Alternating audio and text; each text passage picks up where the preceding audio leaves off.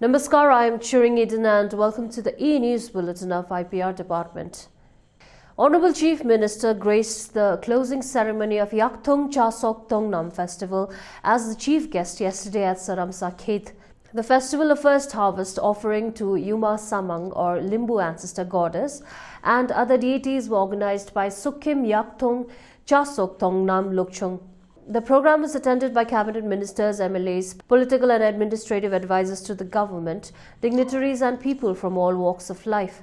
The Chief Minister made some announcements during the festival.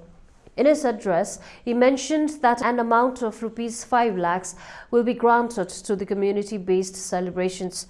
While talking about the demand put forth by the Limbu community regarding declaration of Chasok Tongnam as a government holiday, he said that a decision would be taken after consultation as the festival is important for the Limbu community. However, he also added that in order to accommodate the same, the state government may need to cut down some unnecessary government holidays or maybe have one Saturday as a working day. The Chief Minister mentioned that the demand for renovation and beautification of Sirijunga Manghim would be done at the earliest. He further announced that the Theongsi Sirijunga Study Centre at Hipatal, West Sikkim would be further developed and completed in the coming years.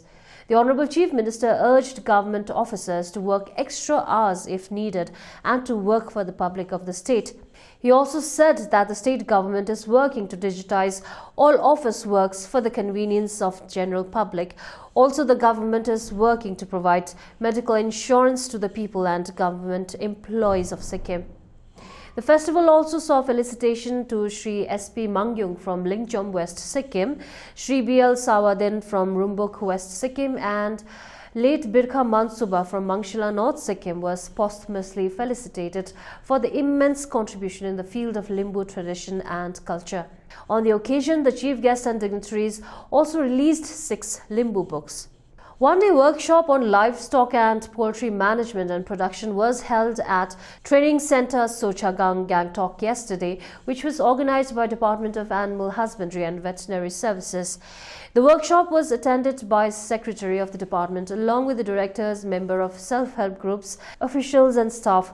Also attending the program were guests, scholars and scientists from other states who acted as resource persons. The chief guest in his address said that it is for the first time in Government of Sikkim that a galaxy of scholars and scientists are participating together in one-day workshop. After presentation and interaction sessions, mementos were presented to the resource persons by the HODs of the department. Now, in other news, the Supreme Court will announce today its verdict on the review petition filed by Akshay Kumar Singh, one of the 4 men convicted in the 2012 Nirbhaya gang rape and murder case. On Tuesday, Chief Justice of India had recused himself from hearing the petition and adjourned the matter till today.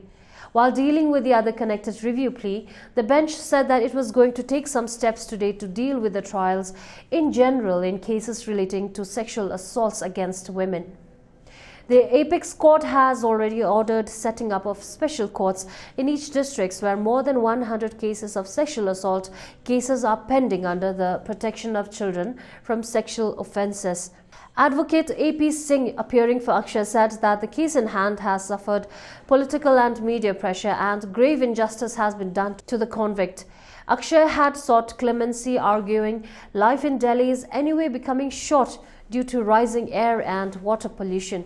The convicts, except Akshay Kumar Singh, can still file curative pleas in the top court against their conviction and death penalty in the case. After exhausting the remedy of filing curative pleas, the convicts can send their mercy pleas to the president. In case the pleas are dismissed, the authorities can seek death warrants from a local court to execute them.